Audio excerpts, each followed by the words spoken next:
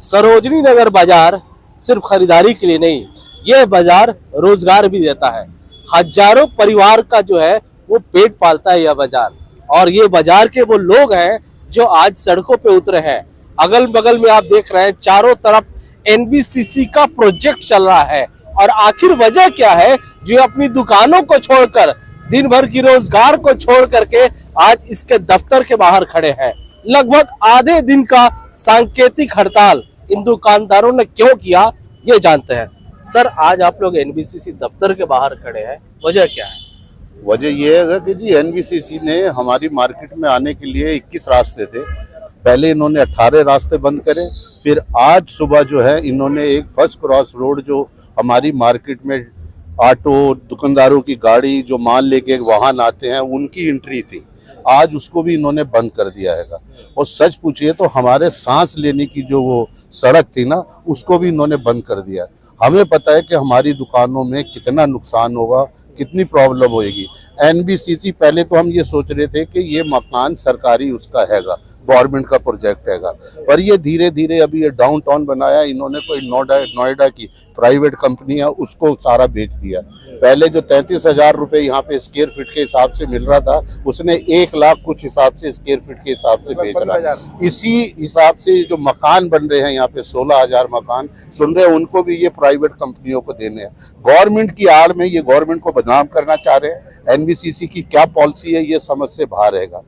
हम लोगों को मजबूरन हमारे धंधे पे, हमारे काम पे बहुत असर पड़ रहा हैगा। लाखों लोग यहाँ पे आते हैंगे हैं, और दुकानदारों के साथ साथ लाखों कर्मचारी भी हमारे यहाँ यूपी के, बिहार के, राजस्थान के, सब यहाँ पे अपनी रोजी रोटी कमा रहे हैं। ये तो उस तरीकों को बिल्कुल बंद कर दिया इन्होंने, इसलिए हम लोग सड़क पे उतरे हैं। और अभी तो ये खाली हमने इनको ट्रेलर दिखाया हैगा। अगर ये 2-4 दिन के अंदर ये गेट नहीं खोलते हैं जो मेन रास्ता हैगा, उसके बाद फिर हम अनिश्चितकालीन हड़ताल के लिए बैठेंगे। देखिए, एक आम आदमी जो है वो जितना ही शरीफ हो उतना ही अगर बात उसके रोटी पर आए तो कुछ भी कर सकता है। आज इन लोगों का कहना है कि ये सांकेतिक हड़ताल है, अगर रास्ते नहीं खोले गए तो ये इनका प्रदर्शन और बड़ा और भूख हड़ताल तक जा सकता है। सर, सुरक्षा के दृष्टिकोण से भी अगर देखा जाए तो लाखों की संख्या में यहाँ पर भीड़ आती है, और एग्जिट एंट्री अगर प्रॉपर ना हो तो सुरक्षा के लिहाज से भी खतरनाक है ये। बहुत बड़ी बात है, आपने बहुत अच्छी बात की है। ये मार्केट 2005 की जो बम ब्लास्ट है उसकी गवाह है जी। हमने उस दुखद स्थिति को देखा है, उसके काफ़ी लोग यहाँ गवाह यहाँ मौजूद भी है। वही स्थिति उससे 4-5 गुना जो रिस्क पे है आज ये मार्केट हो गई है। जितना फुटबॉल उस वक्त था उससे 10 गुना फुटबॉल आज है, और उस फुटबॉल के हिसाब से, सेफ्टी सिक्योरिटी के हिसाब से पर्याप्त रास्ते नहीं है। तो ये स्थिति बहुत खतरनाक होने वाली है, इस बात को समझना पड़ेगा, और ये किसकी जवाबदेही होगी ये हमें तय करनी पड़ेगी।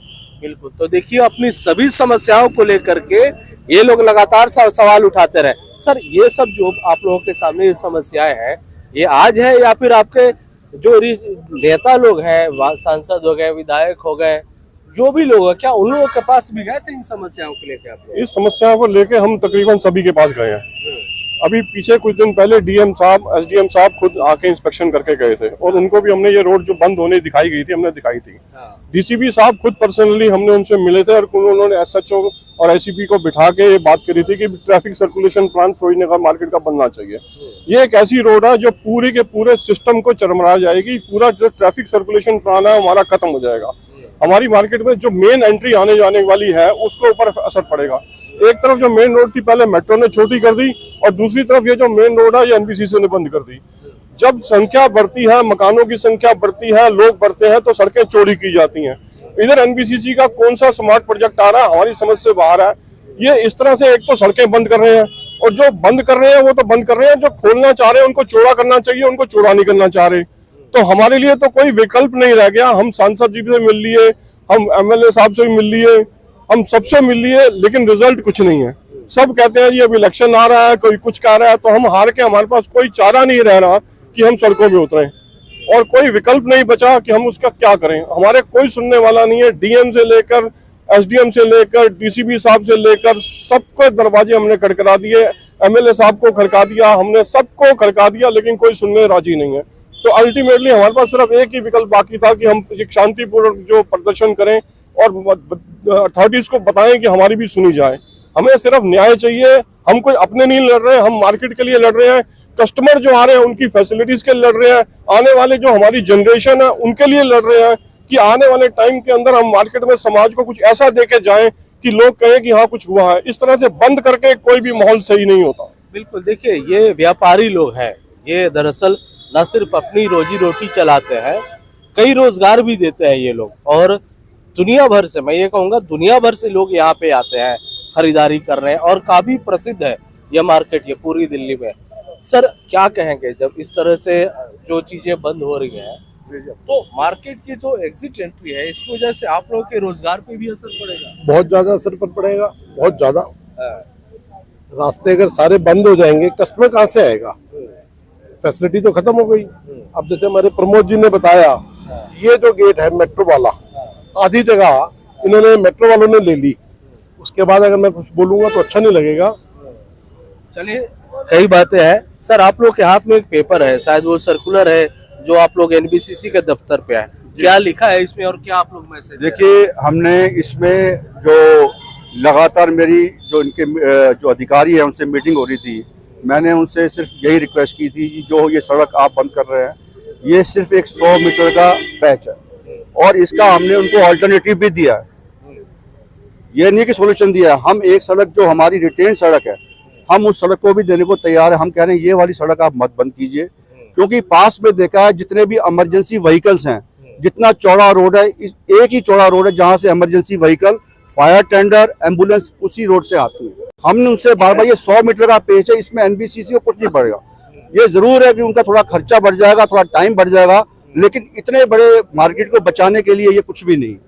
अच्छा चलिए सर, आप लोग आम जनता है और आप लोग जितने भी आपके जनप्रतिनिधि हैं सभी के पास आप लोग गए हैं। अब विधानसभा चुनाव आने वाला है, एक मौका ये कहा जाता है कि वोट के टाइम पे नेता आपके दरवाजे पे जरूर आएगा।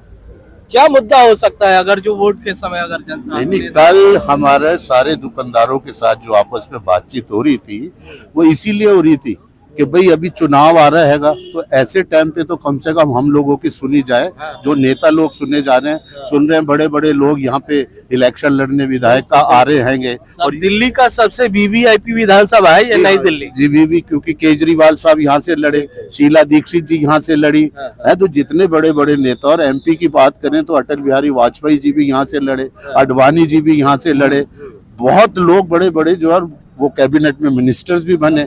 इतनी वीवीआईपी एरिया होने के बावजूद इस मार्केट का ये हाल हो रहा हैगा, ये बड़ी दुखद की बात है कि अगर यही हाल रहा और एनबीसीसी ने हमारी नहीं सुनी और ऊपर से इसको गेट को नहीं खुलाया, तो हो सकता है तो हम हजारों परिवार जो है इस चुनाव का बहिष्कार भी कर सकते हैं, क्योंकि हम फिर वोट किसी को नहीं देंगे।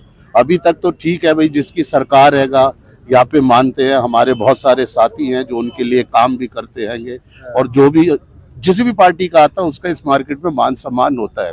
पर जब ये हमारी आपके थ्रू दिक्कत पहुंचेगी, अगर उसका सोल्यूशन होता है तो बहुत अच्छा, हम तो उसी की जय जयकार करेंगे भैया जो हमारा काम कराएगा। देखिए ये बहुत खतरे की घंटी है लोकतंत्र के लिए भी। दिल्ली की सबसे वीवीआईपी विधानसभा, जहां से दिल्ली के लगभग कई दिग्गजों ने यहाँ पे चुनाव लड़ा है, आज भी इस विधानसभा की बात सबसे पहले की जाती है और यही की जनता वोट का बायकॉट करने की बात कहती है। सर आप लोग क्या इस जो बायकॉट वोट की बात हो रही है, अगर आपकी मांगे नहीं मानी गई तो क्या इसको लेकर के भी आप लोग समर्थन कर रहे हैं? जहां हम दुख पे वोट नहीं करेंगे वहां सुख पे हम वोट कर सकते हैं। अगर वो हमारी बात सुने तो हम उस सुख पे वोट करेंगे, पर जब हमें दुख मिलेगा वो आदमी कोई भी आपका वोट नहीं डालेगा। और दूसरी बात, हमारे को 1950-1952 से हमारी ये दुकानें अलॉट हुई हैं, हमारे दादा परदादाओं की दुकानें हैं, जिसके लिए हमने जी मेहनत की है, जी जान से मेहनत की है। उसी को इन्होंने एनबीसीसी को, जब एनबीसी से हम पहले से गुहार लगाते आ रहे हैं, जब से इन्होंने प्रोजेक्ट शुरू किया था तब से हमने गुहार लगाई, पर इनकी हमारे पास सुनवाई नहीं हुई, कोई सुनवाई नहीं हुई। आज ये स्थिति हो गई है कि हमें धरना देना पड़ रहा है, हमारे व्यापार कुछ चला जा रहा है, हमारी छाती पे रख के ये इन्होंने काम कर रहे हैं। हमारे को जो रोजी रोटी मिलती है, बाहर पूरा नॉर्थ इंडिया का आदमी यहाँ आकर काम करता है, जिसको हर रोज अपना पैसा कमाना और खाना है, ये उनका व्यापार खत्म कर दिया इन्होंने। इन्होंने जो हम जितने अपने हमारे पास ये बच्चे काम करने आते हैं उनको व्यापार काम देते हैं, उनका व्यापार, हम सबसे ज्यादा टैक्स भरने वाले आदमियों को हमारा काम को चल दिया इन्होंने। बिल्कुल। तो देखिए, बात सहूलियत की नहीं सुरक्षा की भी है, बात बाजार की नहीं रोजगार की भी है। ये दुकानदार जो आज सांकेतिक आधे दिन की स्ट्राइक पे बैठे हैं, सरकार शासन प्रशासन अगर जो इनकी बात को नहीं सुना तो न सिर्फ ये लोग अनिश्चित काल भूख हड़ताल की धमकी दे रहे हैं, बल्कि आने वाले विधानसभा में ये लोग वोट का बॉयकॉट भी कर सकते हैं। इनकी मांगों का क्या होगा ये आगे देखा जाएगा। अमरदीप कुमार, दिल्ली तक।